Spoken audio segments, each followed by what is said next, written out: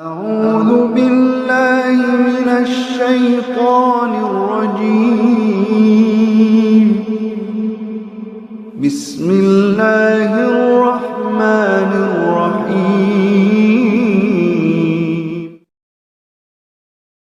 Teman-teman sekalian yang dirahmati Allah Subhanahu wa taala, yang semoga selalu dijaga hatinya oleh Allah Subhanahu wa taala agar selalu thiqah billah, agar selalu percaya dan yakin kepada Allah Subhanahu wa taala. Karena kelemahan kita itu berawal saat kita mulai meragukan Allah. Dalam segala dinamika hidup, kita selalu butuh Allah. Kita butuh Allah ketika Allah kasih kita ujian, bahkan tetap kita butuh Allah ketika Allah kasih kita nikmat. Kalau kita butuh Allah saat diuji, agar kesabaran kita terjaga. Karena orang yang tidak ditemani atau dibersamai oleh Allah Subhanahu wa taala ketika dia sedang diuji, maka dia akan mudah untuk berkeluh kesah, bahkan berputus asa. Kebersamaan Allah kepada dia saat dia diuji itu adalah Allah Subhanahu wa taala menghibur hatinya. Allah Subhanahu wa taala menenangkan hatinya.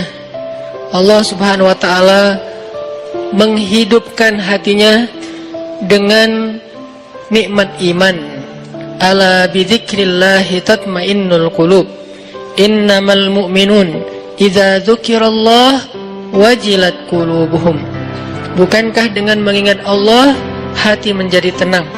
Dan orang yang beriman apabila diingatkan dengan nama Allah, disebut nama Allah, maka hatinya akan bergetar.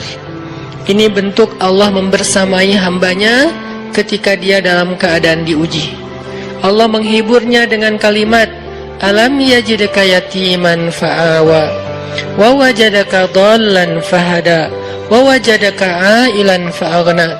Allah menghiburnya dengan kalimat, Inna a'tainakal kautsar. Allah menghiburnya dengan kalimat kalla saya'lamun, summa kalla saya'lamun. Allah menghiburnya dengan kalimat la tahzan, innallaha ma'ana.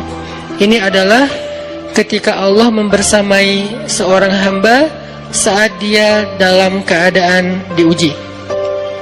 Allah membersamai hamba juga ketika dia dalam keadaan diberi nikmat. Karena tanpa itu, maka seseorang akan jatuh justru kepada dosa-dosa karena dia mendapatkan banyak kenikmatan hidup. Kalau Allah Subhanahu wa taala tidak menjaga dia saat dia diberi nikmat, maka nikmat itu justru menjadi jalan bagi dia untuk terjerumus kepada banyak dosa. Justru nikmat itulah yang menjadi penghalang bagi dia untuk mengingat Allah.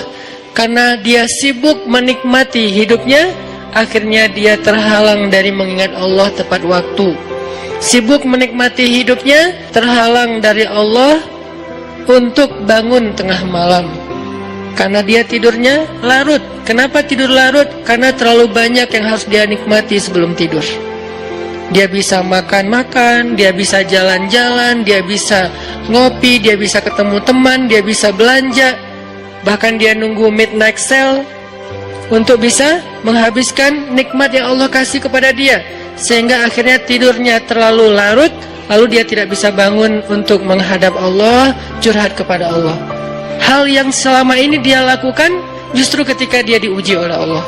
Ketika diuji oleh Allah, mudah bagi dia bangkit tengah malam, curhat, sujud panjang, menangis dalam doa. Ketika Allah kasih nikmat, curhatnya hilang, malamnya lelap, sampai bahkan subuhnya juga kelewat. Ini kalau Allah nggak membersamai seorang hamba ketika dia diberi nikmat. Sehingga orang yang seperti ini, kalau dalam keadaan seperti ini terus-menerus dalam jangka waktu yang lama, nanti dia akan terjebak di dalam istidraj.